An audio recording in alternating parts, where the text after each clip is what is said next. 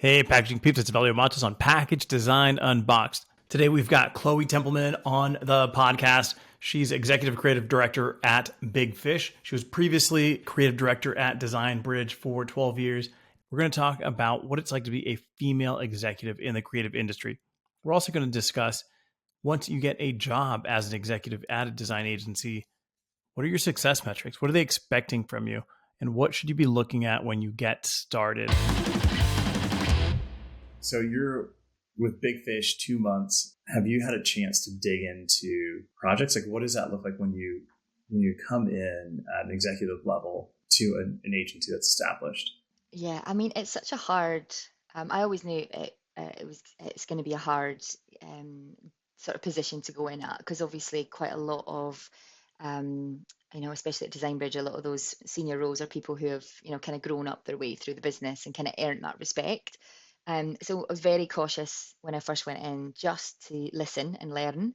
And actually, it's not about me coming in and going, this is what I want to do. It's actually going, well, what can you teach me about how great you guys are? Because we're, like you say, amazing work, well respected. And I do, I went there because of the amazing clients and the amazing work that they do.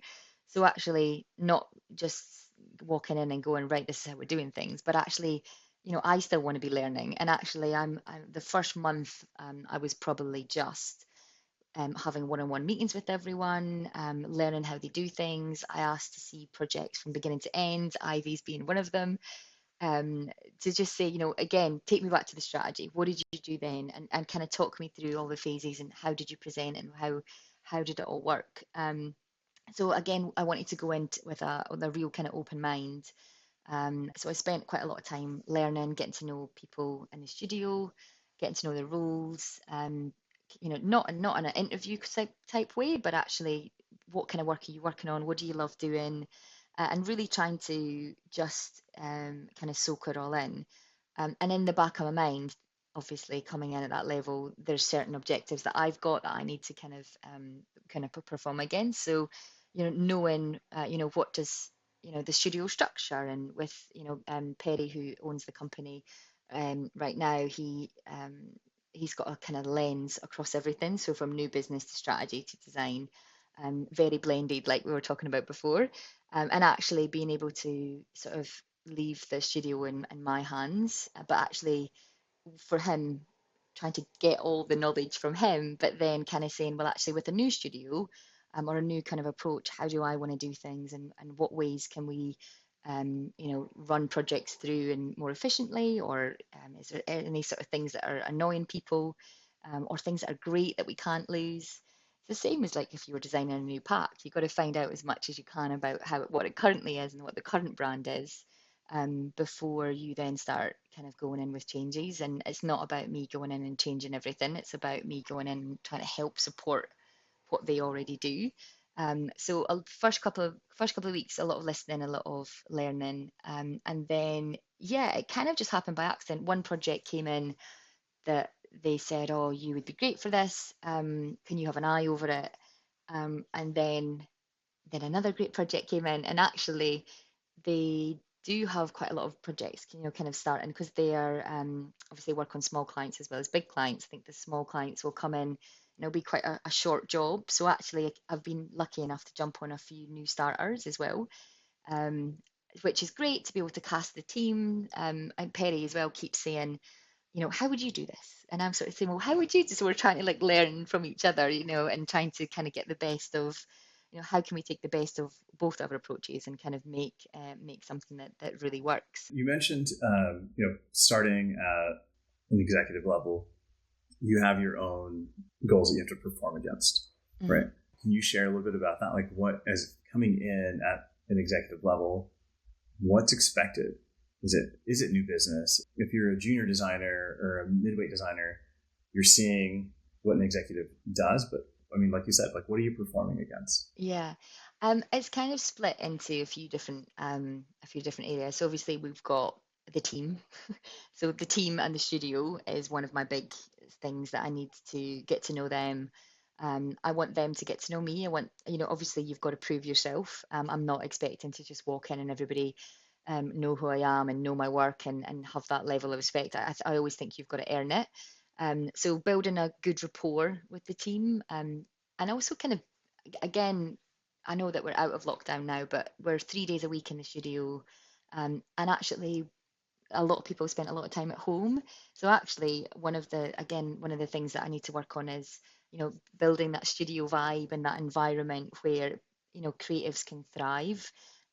So it's obviously inspiring great work, but building a real kind of studio, a real close knit where everybody looks after each other, and especially a lot of the juniors or middleweights who maybe, they joined during the pandemic and actually have never really been in that environment. Um, so for me, it's the sort of the team, the people is one of them. Obviously, the work, creative excellence, creating. I think Right. it's creating the best work in the world. I think is one of my one of my objectives, which is no easy feat, but I'm up for it. So actually making sure that the amazing standards that have been set with Big Fish over the years are kept up. They do things against the grain. They define categories. They're not afraid to kind of stand up and do something a bit different. So I want to push for that, and I think I've got the energy and the enthusiasm to be able to do that. And again, I think on the creative level, they've I wouldn't say I'm going to be hugely involved in the new business side because there's a new business department who does that. But actually, they still need to, any new clients need to be invested in the studio and the creative, and that obviously is headed up by me. So, meeting clients, you know, showing them some of the stuff that I've done or kind of what I've worked on, or just having a bit of a chemistry meeting with them sometimes is important to make sure that they feel that, despite the fact that I'm new, that a lot of the same sort of values are in place with Big Fish, so it doesn't feel like too big a kind of leap. And then again, one of my huge objectives is again the environment and doing sustainability, and we've got certain objectives to work with clients, drawing down carbon being one of the main sort of things that we want to try and help. So yeah, some sort of smaller ones that I think come naturally to me, like the team and the creative, and then some bigger ones which are really exciting about, learning how to be as sustainable as we can, and actually, learn. I've never really been kind of in the world of drawing down carbon or, you know, vertical farming or any of that. And actually, a lot of that is, I'm learning from the clients that we have, and from the ambition as a company. So it's great as well that on the sort of the ambition wheel thing, one of them is about sustainability. It's not just about doing great work and building a team. It needs to be about building a better planet. Um, so yeah, that's kind of my role. If somehow magically, like, your dream client is listening to this episode, right?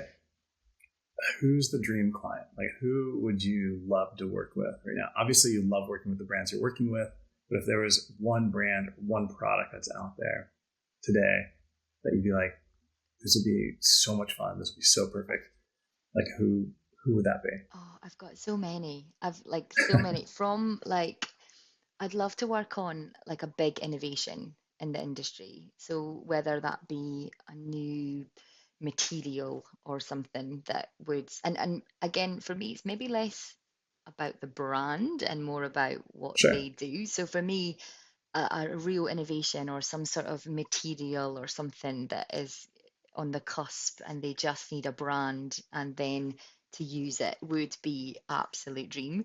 Um, Randomly, if I have to name a brand, it would probably be someone um, like a sports brand, someone like Puma. And not, I mean, everybody says Nike because Nike are great, but I feel like Nike do great stuff already. I feel like for some reason Puma's always for me been a bit of the underdog, and actually I've never really worked on a sports brand before, and I'd love to be able to, again, if there's a Puma brief out there and they've got this new trainer that is super sustainable and magical, then I want to brand it and I want to package it. That would be the ultimate. That's awesome. That's cool. Yeah, I just saw some packaging for Adidas from Hayden Gaynor and his team, but they're on like materials. Mm. I think and it was like a mushroom box Yeah, that held the shoes in there. yeah, That was insane. yeah. And I know that Um, Sip Smith had done something with like compostable mushroom, like it was a gift yeah, pack as well. I just think there's so much, yeah, and I'm learning loads, and there's so many talks, so many people now. There is a real drive on it. Something like that would just be, I just think that's where I think design can really make a difference, and actually being able to work on something, be able to brand it and use it in a really clever way. I just think for me would be, yeah, really satisfying, really creative, and you're actually kind of making a bit of a difference. what do you see as the future of packaging? If I knew that, I could build an amazing agency that solves all the problems. I think you kind of said it. I think the world of packaging is changing. I think even the way we shop, it's not just about a shelf shop anymore. I mean, in the old days, it would be, you would put it on shelf and you would see it against, where people buy it. But people, again, a lot of people shop online. So actually, there's a whole other challenges of e-commerce. How do you make it stand out on a tiny little screen when it's like this size? I also think as brands start to get a lot more digital, the metaverse and brands are sort of playing in this world now. I mean, I wouldn't say I'm an expert on that. I think it's to a point it interests me, but I'm like a sucker for the physical. And actually, I think a lot of the time, a lot of the things, again, with big fish is they'll design things that it's meant for the table when you put it out on the table, or it's actually it's for the fridge, or it's for your home, and it's more like in your home rather than thinking about it in a cold supermarket shelf or on an app. And I think sort of clever packaging in the is the future. So clever, whether that be materials or the form and function of how we use things, kind of interrupting the status quo of, well, this is the generic shape of a milk carton. Well, but why though? Is there a better way? And actually continuing to challenge the status quo, like I say, and kind of why just accept that this is the way we've always done things? And actually, I think that's where it could start to get really clever as for packaging designers from a 2D and a 3D point of view. The form of it, as well as the materials, as well as, like you say, how does it then, what's the afterlife? Is it reusable, refillable? Is it compostable? So actually not just thinking about it, how does it look on a shelf, which is the Sure. 3-second purchase, but the life cycle of the whole pack. And I think we're going to have to. I think that we're already starting to kind of go there, but it's definitely not enough. And I think needing the sort of the legislation or the big companies to make sort of more positive changes. Because yeah, it doesn't feel great when you see the oceans being polluted with plastic, and then you've worked on you worked for years on packaging that potentially could end up there.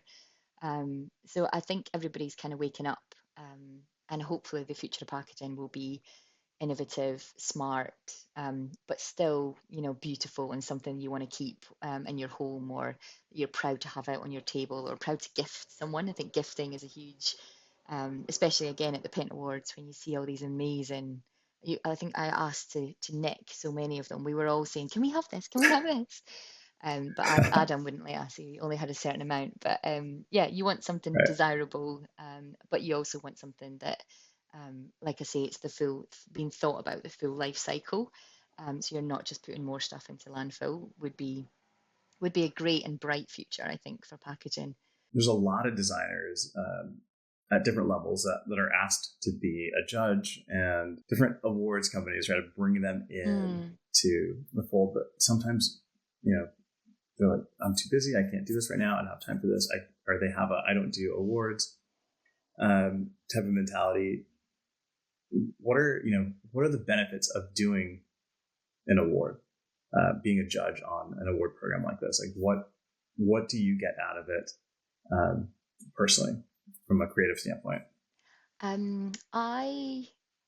I think it's so beneficial. I've judged, so even things like New Blood for D&AD. I think seeing student work, seeing the next generation, seeing how they think is so inspiring. I think from looking at things like I think I judged the Scottish Design Awards. It's great to be able to, kind of do things to represent your country, obviously being a proud Scots lass. But things, judging awards for me, you get to see such an array of products, and it might be, again, I judge on the drum panel as well, so that's not just packaging, that's web, that's advertising, that's, there's digital, there's branding. So actually I think for me, being a judge on these different awards, it keeps me relevant, it keeps my eyes open to what's out there. It inspires me to up my game, to kind of see the best kind of out there, um, and to see the best, like, again, like you say, like physically, to be able to kind of to be able to have a record, to take a mental picture of all these things, to learn what are the new innovations coming through, or to be able to kind of learn from the people around you as well. Like, obviously I met you through it. I think it's great to meet other talented people. Um, and actually I've met quite a lot of sort of people of all kind of levels, actually got mentors and mentees through judging awards, where we just kind of click with someone that maybe you wouldn't have had that one-on-one time with. So actually, for me, it's been amazing to know people in the industry, to chat about common problems that you're all facing, to chat about good things that happen. And actually, I think the Pen Awards is great. I think with the having you do a few years, so actually you then get to know some people. You maybe see them on different panels, but what's really great is for me to keep me relevant, to keep me Okay. inspired. And then usually what I'll do is I'll then kind of take it back to the team and say, have you seen this pack, or have you seen this? And actually be able to share that with the people that I'm working with. Um, and as I suppose, I mean, the judging, it's obviously just people's opinion at the end of the day. And I think a really good debate is just as interesting when you all agree. I think when you all agree, sometimes it's quite good to go, yeah, but why are we all agreeing? Why are we not pushing Right. ourselves far enough? So actually, I kind of like it when there's a debate, because you get to see a lot of different sides of the argument. So again, for me, it's all about learning, and for me, I learn loads from the people around me and from the stuff that I'm judging. So yeah, I'm really lucky to get asked to do things like that. I love it. If you're listening and you're being asked to be on an awards panel, like, I agree. I think it's important that you be on it, because there's so much to be inspired by. Mm, You're seeing work from all over the world, and I think that was the coolest thing with the Pen Awards too. Is like you're seeing it from all over the world. You're getting a little bit about the brief, and you're seeing how different people are tackling different products. So it could be the same product from different regions. You might learn that in one region they're using certain mm, things for certain reasons that you not have thought of, right? And you're like, I'm never going to work on this product, but there's something there that inspires you for something in the future, or something you can share with your team. Like, oh, look how they handled this, and I just think it's super important to you know you say like, oh, I'm giving back by being a judge sometimes. But no, it's like you're sucking it all oh my, in. Like, you're yeah, getting so you much get out of so it. much more out of it. Yeah. And I think as well, it's to be able to use that platform to then make changes in the industry. Like, say, for example, the reason I met Adam Ryan, head of the Pen Awards, is a couple of years ago, we were at the Pen Awards in Barcelona. I think I'd won a silver. And I looked at the jury panel, it's before Adam took over, and it was all men. And I was just so angry, and I didn't realize he was the new head of the Pen Awards at the time. And I remember having a conversation with him, and I said, "Why have you not got one woman on that panel? Like, this is ridiculous." And I went off on one, being a champion of equality that I am. Yeah. And then he went, "Well, actually, I'm the head of the Pen Awards. I'm about to take over, and I'm going to come back in a few years and get you on the panel." And I was like, "Oh my God." It was just an amazing chance kind of encounter. But actually now, to be able to diversify the panel, and I know that they're working really hard again to try and diversify it even more, but um, to be able to use that platform to show your face and actually say, I'm just a regular lassie from a wee place in Scotland. And actually, if I can be on a global, awards panel, that's for all the sort of the young designers back in Scotland. It kind of, for me, it's important to, to be able to see it, to be it, and actually, to be able to have access to people like Adam who can then change things. And actually, we worked on a student brief this year together because I'd said last year that, they should have a student competition, and actually that would be great, and we'll give a placement away and they can do this and actually help. So yeah, Yeah. I think you get loads out of it, but you can also use that platform to kind of give back as well, which I absolutely love. Chloe, I appreciate you being on. What I'm going to do is I'm actually going to break this up into 2 episodes. I think the first half on strategy, the second half on BigFish and your position. Is that because I chat too much? No, because we went into so many different things. I think that's awesome.